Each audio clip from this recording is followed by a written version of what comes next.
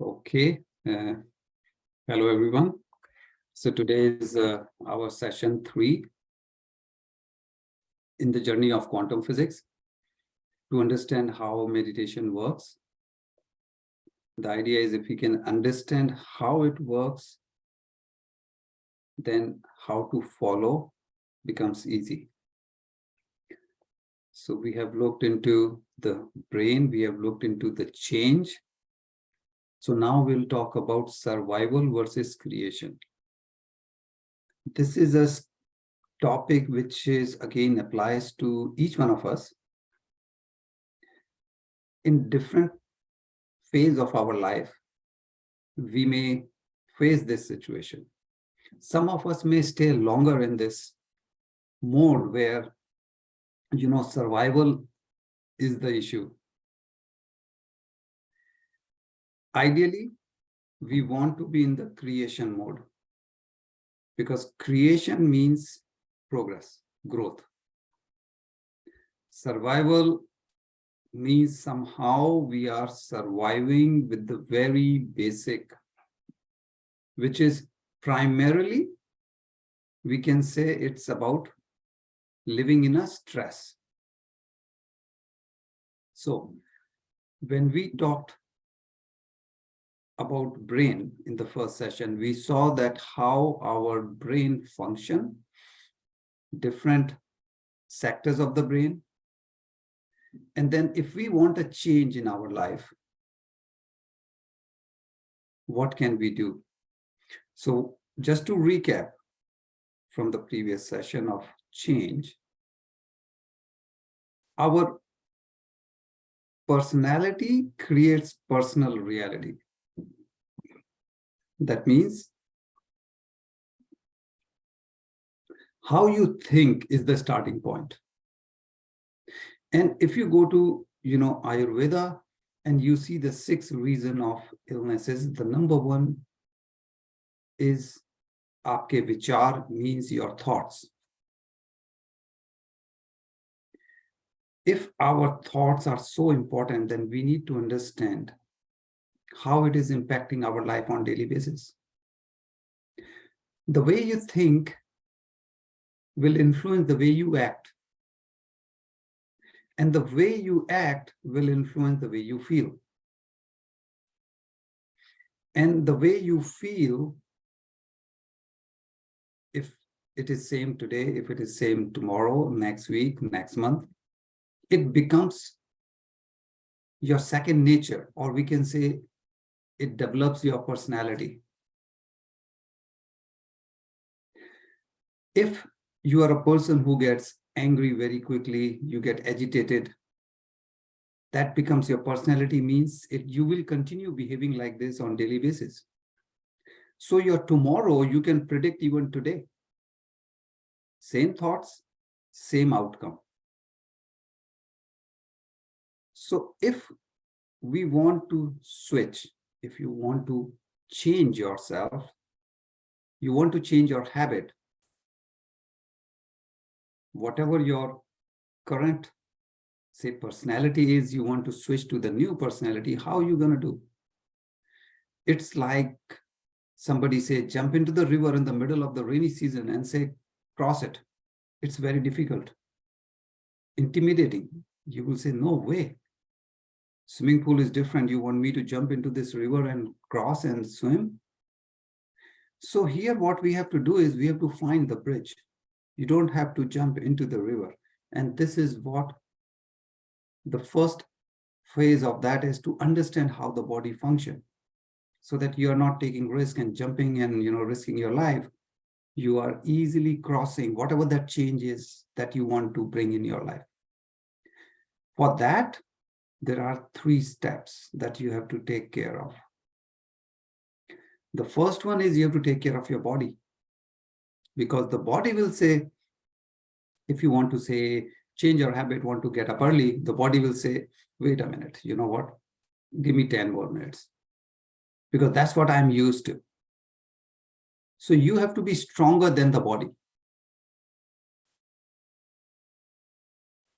Any change the body is resisting based on the habit, based on your personality. Then comes the environment. Environment will say, today it's rainy day or snow or too hot, too cold, traffic on the road, and all kinds of things which environment is bringing to you.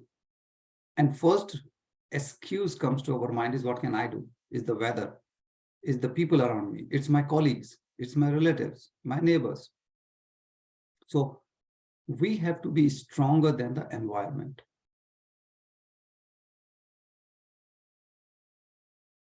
Third is the time. Somebody did something to us, or somebody said something to us 1 year, 5 years, 10 years ago, and we still remember. And we feel, I cannot forgive this person. Why this person said this to me, did this to me, even if it is years ago. So what is happening to that person, we don't know. But one thing is guaranteed, your thoughts, your emotions are stuck, and you are hurting yourself all the way to your health. That means these stuck emotions will cause you diseases down the road. So how do we change? And that's where this quantum model, or you can say biologically how the things, the body works, scientifically how it works, that's all this whole quantum model is all about, to explain you so that we don't feel that sorry, that it is somebody says and I have to believe it. No, it is how it really, the change can take place. Or at first, this is how your personality was developed.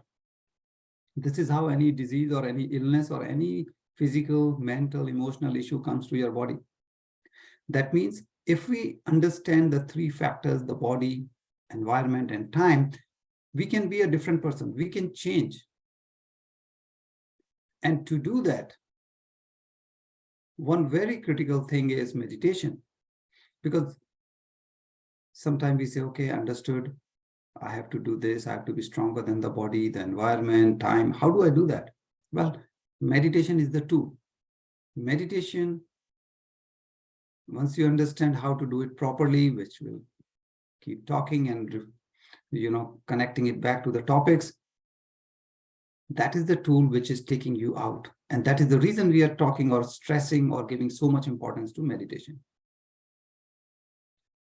Once you are in meditative state, you can disconnect from your immediate reality. So you don't feel I'm sitting in my same, work of, whether it's your office, whether it's your house, whether it's your living room, or any place which is known, because the moment you know where you are sitting, the brain goes and start imagining what you're going to do next, what is still pending, things like those.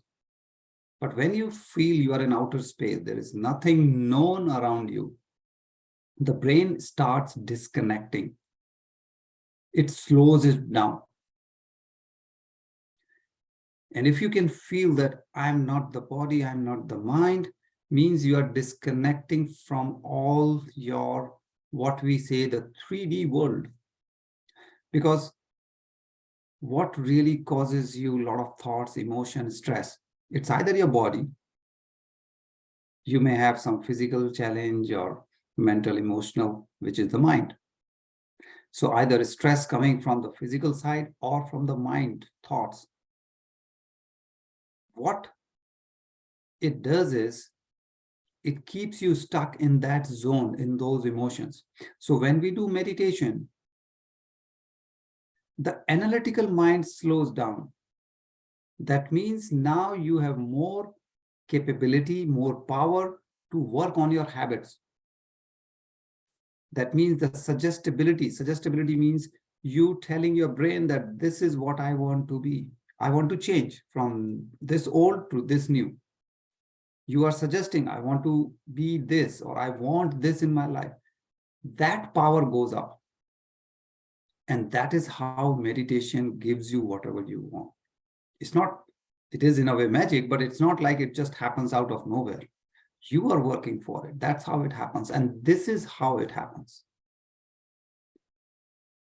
Because otherwise, there is no way of getting into your subconscious mind where over the years, your habits are formed.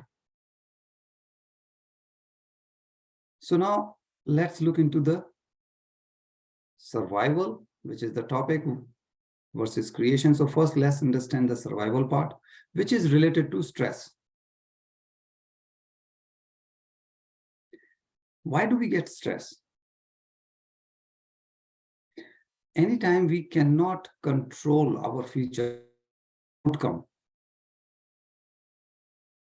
that means there is an unknown, there is some doubt what will happen. Things may happen your way, things may not happen your way. You cannot predict the future. It is reason enough to induce stress in us. If anytime we can feel, even if it's a perception that there is some threat or danger, it could be, again, physical, it could be financial, emotional, anywhere. Like people are afraid of darkness. You enter in a room and it's all dark. Any slight sound or noise comes out of somewhere, immediately you may have a sensation because you don't know what kind of danger that is. Is there an animal? Is there someone else? Is there, a lot of thought depending on your personality. Some people are brave, they will say, nothing. And some people may be scared to death going out in dark. So stress, if we put it simply, means your brain and body, they work together. But when there is stress, this combination that they were working very well together, this gets disturbed. That means brain may say go left, body may say go right, or brain says do this, the body is not able to act on it because they are not in any more in homeostasis. Because when they are very much synchronized, when they are together, they listen to each other, they understand each other fine. Sometimes we say, yes, I know multiple languages. I know, say, Hindi, I know English, I can speak Punjabi, I can speak French. But all of a sudden, somebody starts talking to you in German language. Now, that language you don't know. You'll get confused what to do. So similarly here, your brain and body, they get out of sync. They don't know what each other is talking about. So now you have issues in your body. They can be a minor issue, they can become major issue, because now two major elements of your body, which is brain and the physical body, they are not working well together. Stress is a general term. To understand it better, you can take it in three different ways: physical, chemical, or emotional. So suppose you are, even if you go out for jogging, running, all of a sudden you trip, you may have a sprain, you can break your bone. So this is all physical. It will cause you trauma. It will, because of the accident and all, but ultimately it's a stress, but physical stress in your body. You may get, seasonal flu, you may get your chronic issue of sugar, blood pressure, different things. This is all chemical. Even if it is body producing different enzymes, hormones, doesn't matter, it's chemical stress. Someone said something to you, you didn't like it, or some tragedy in the family, it's emotional. So when we say stress, it could be any of the three category or combination of two or maybe all three. It's our real life. Depending on the combination, depending on how much it is, will decide the impact on your body. Now, our body is It's a beautiful machine. Its built-in system can take care of stress. So our nervous system is very powerful. Nature has given us all the mechanism to take care of stress. So simply put, our nervous system, you can say there are two major elements. One we say parasympathetic nervous system and one we say sympathetic nervous system.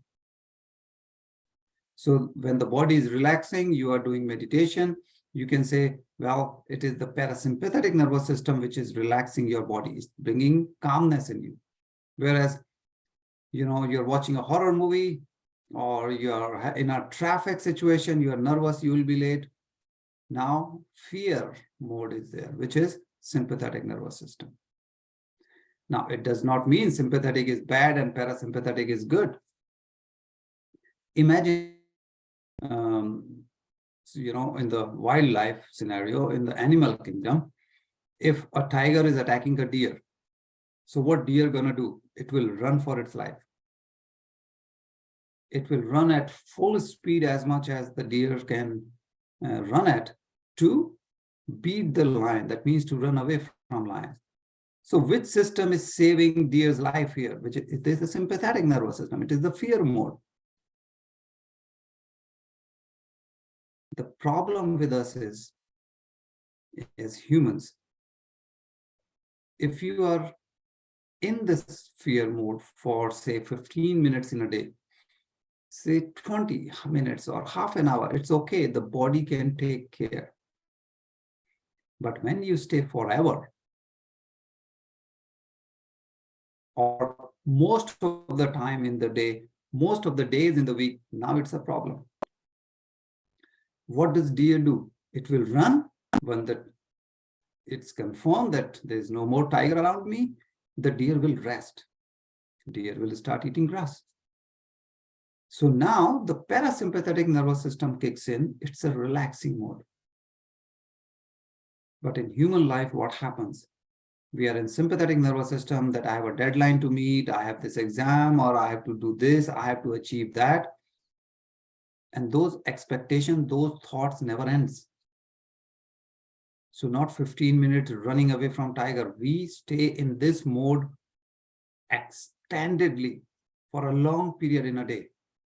And we don't give chance to the body to get into parasympathetic nervous system to relax, except when we are sleeping. Now, someone can say, okay, at least 8 hours I'm sleeping. But if we really look around, how many people really sleeps 8 hours? Some are sleeping much less, some are sleeping. But even if you are sleeping for 8 hours, our brain is stressed. When you are going to bed and you're still thinking a lot about what I have to do and tomorrow and my emails and whatnot, that means the brain is still charged up.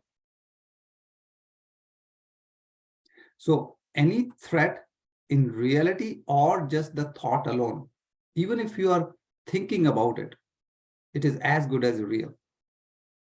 It doesn't matter for the body. You just imagine you are in a situation or you are actually in a situation, the body will act the same. It will start producing adrenaline.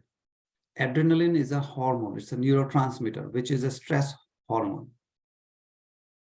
There is another one, cortisol. So you get these hormones when the body thinks there is a danger. So body will decide what? That I'm in danger, I have to run away. That's why we call it fight or flight mode. Means either you're going to fight the danger or you will run away from the danger. So body will say, okay, I need maximum energy to go away from this danger. Means I want to either run away or I'll be fighting. So what do? I cut down the energy from where I don't need right now. The body says, where do I don't need right now? Oh, my immune system. I don't need for my digestive system. Why? Because if I don't run away from this tiger, what am I going to do with my immune system? What am I going to do with the digestive system when I'm not even alive? So the body transfer the energy from these system to your hands, legs, heart, and lungs. Why? So that you have all the power available, all the oxygen available to run away or to fight. Now, imagine when all the power is given just to run away or fight, what you get is a weaker immune system, weaker digestive system, which is very harmful for you on a longer basis. Short term, okay, 15, 20 minutes, okay. But if that is the situation for days, weeks, months, year, you compromise your immune system, you compromise digestive system, means it's an invitation to diseases in our body. Now, autonomous nervous system, which the name suggests itself, it works automatically. It has three parts. We talked about sympathetic and parasympathetic, which has its function. Both are good. We need it certain time for certain duration. But there is another one, which is enteric nervous system, or ENS. This ENS is controlling the nerves of the body's inner organ, where we don't have any control.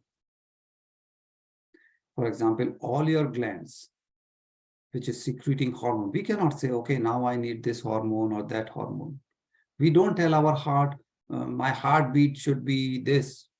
We don't say that, okay, my blood pressure should be this. The body is controlling by itself. And this is where this enteric nervous system, or ENS, comes into play. So, very critical part is our gut. We may not realize how important it is, but for our health, the whole digestive system, right from your mouth, when you put the food in your mouth, you start chewing, saliva comes, the tongue tastes what it is, the digestive system start functioning. Till the time through our anus we excrete the waste part of the food that we have consumed, it's all digestive tract. And there are millions of these nerves which are associated with it, which are linked to this ENS. That's why sometimes you may have heard, people say, oh, it's my gut feeling. It's not your brain telling you what to do. We say it's my gut feeling, because really the gut is your second brain. And gut means your large intestine, small intestine. So it is extremely critical that the different sections of nervous system are functioning optimally to stay in optimum health. Now, the moment you think negatively, nobody said anything to you, but you are imagining today your boss will say this, or your colleague, your subordinate will not do work, then you have to do the work. And just by thinking alone, you can create stress hormone, adrenaline, cortisol, just by thought alone. So our body get addicted to this. We sometimes say, okay, how much sugar do you want when your guest comes, and somebody takes 1 teaspoon, somebody says nothing, somebody says 2. It's your habit, it's your personality. Okay, I want this. So what happens? You feel addicted that, okay, I always take 2 teaspoons sugar, or I take 1, or I take none. Now, all of a sudden, if you want to change, body will say, no, I want 2 because that's what I've always done, or I want 1 because that's what I've always done. It is addiction. Same is with salt. So addiction does not mean just alcohol or drugs or this or that. No. Addiction also means things like sugar, salt, and even your thoughts. So short term, you could handle this. Long term, the body needs to heal, but we don't give time to heal. And when long term, We keep in this override mode, always stress, working. We think we are young, what will happen?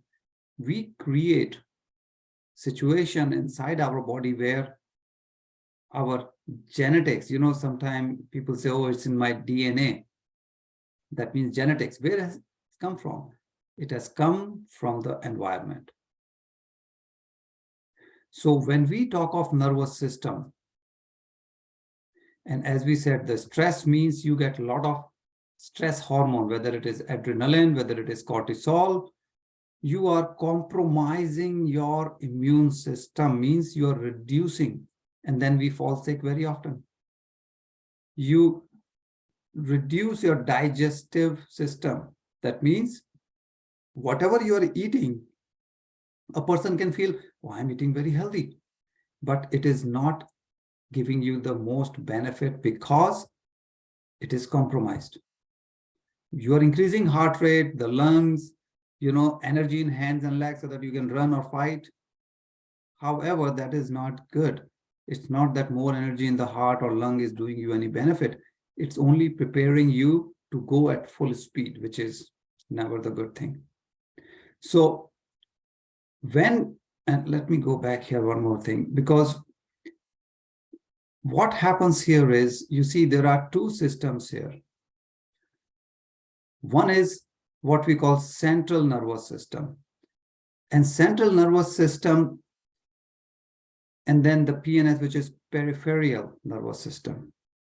So the central is your nerves, your, your spine, that system where the information goes from body to different part of your brain to different organs or systems.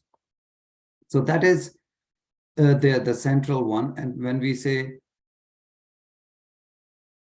when it is peripheral, means it's going to all this, like your skin and all that, because what is happening is that it has something what we call the somatic nervous system under the peripheral, because what happens, suppose you touch a hot surface, immediately the body reacts. That no noise to why the reaction, where it is coming from.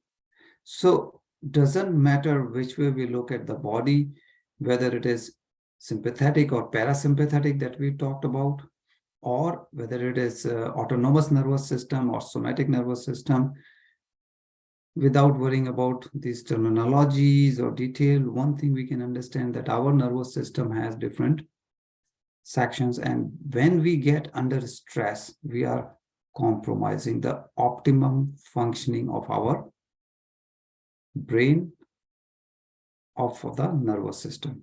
And when we influence this, then we influence the outcome, that means our health. This was stress. So let's see about creation. Creation means progress, health. So if your thoughts, like we said, just by thinking, perception can make you sick, then your thoughts can also make you well, means it can also give you health. Just by thought alone, you can improve your health. There was an experiment done, 117 people, and they measured what we call IgA level or immunoglobulin A level. This is the defense against bacteria, viruses, stress hormone level and all those things. So that means if your immune system is good, you are healthy, and immune system is low, means it is compromised. Only in 3.5 days, with only 10 minutes of meditation, with open heart, elevated emotions, they saw the change, that IgA level increased 50% and cortisol decreased by 16% plus. That means immune system, your health part went up and stress came down. So it's a crucial in our immune system mechanism, this IgA level. And if only 10 minutes of meditation every day can give you this benefit, you can only imagine how much benefit it can do to you. So what happens is, how can we create anything? When whichever way you think you react to environment for an hour, couple of hours or days, it is called mood. And people say, I'm not in a good mood today, or I'm in good mood today, depending on your feelings. But when that thing extend from just some hours or a day, couple of days to week or month, now it becomes temperament.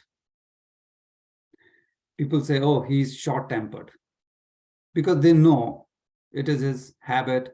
Very quickly you will react. And when same temperament for years means it has become now permanent, we say this is the personality trait. That means not just today the person is reacting this way, always react like this. So again, when it becomes your personality trait, means over the period, this is how you have been acting, reacting. So brain and body goes out of balance. And when brain and body, brain and heart goes out of balance, it means a lot of health issues are invited in your body.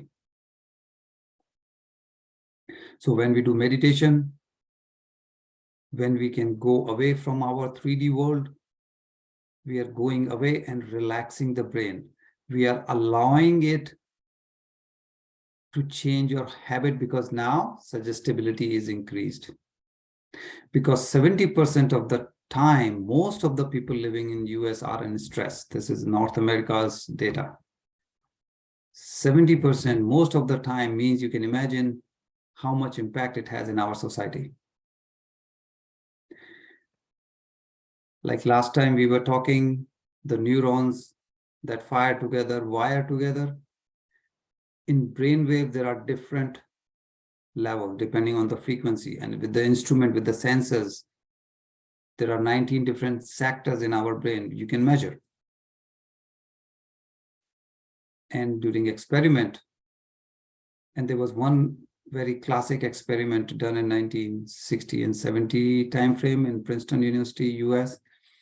And, they tried different things, chanting, using positive affirmation or incense stick, and they say, okay, how can I influence my brain waves? So some influence, but not substantial. And then the researcher got fed up and he said, I just give up because nothing is working. A lot of chanting, then experiment or with positive affirmation or this, and tried different things, didn't work. The moment that experimenter, he gave up, means he surrendered. Immediately he saw the brain waves went from beta to alpha. From beta is our day-to-day, like when we are awake, conscious mind.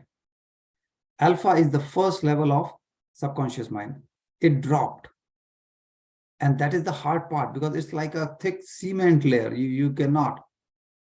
Meditation is one way of getting it into alpha level. And if you do very good, then it goes to theta, delta, gamma, even up to. So the moment he surrendered, he saw the brain waves dropped. And that was another proof scientifically that how we can drop. And once you drop, then you can continue going depending on how good you are in your meditation. But the deeper you go means the more you can change your habits. So what happens is, when you take your focus away from all the known things around you, we go into our subconscious mind. Like we said, it goes to alpha, then theta, delta. And the deeper we go means deeper in our autonomous nervous system we go. And once we get to the autonomous nervous system means what? You can do anything. You can change anything, new habits, new ability, because autonomous nervous system is which is creating or giving signals to different part of the body. It's creating different hormones, different chemicals in our body. Any physical, mental, emotional issue that you may have in your body, body can produce the medicine for that, because what is medicine when you buy from pharmacy? Some combination of chemicals. Our body can produce any chemical that is otherwise available on earth. You get as a form of medicine or anything. If body can produce, then why it does not produce when we have problem? Something is out of synchronization, means something is not working properly. That is why when you sit and you meditate and you can go away from your work, your family life, and you can manage your thoughts, not control, manage your thought that, okay, I'm nobody. Don't think I'm so-and-so, I'm a business owner, or this is my title in my workplace. Go away from that. You think of nothing, nowhere, no time, and you are just with you in silence. Now you are activating your power of influencing your own autonomous nervous system. And masters, this is where you can create, you can become anyone you want. So if we summarize, your thoughts alone can make you sick. Just by thinking, keep on doing negative thinking, you will invite all kinds of issues in your life, physical, mental, emotional. But if you can think positive and thoughts can influence, that means it can bring you health. Whether animal kingdom or us, we cannot stay in stress forever. Animals know this very well, much better than us. We stay in stress forever and then we create problems in our life. We say, I have diabetic condition, I have arthritis, I have blood pressure, and all those things. We created it with our thoughts. So one side, yes, adrenaline or cortisol, these are good hormones, short term. They can take care of the stress, short term. When we live in stress, now we compromise our immune system, our digestive system. Research has proven that meditation can improve your immune system. Meditation can improve your health, and it can reduce your stress. Go away from your regular day, your surrounding and all that when you do meditation.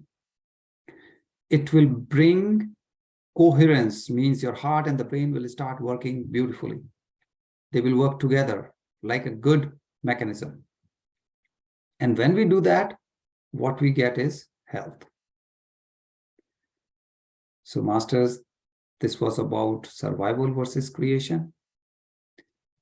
Next week, we will continue this discussion with another topic.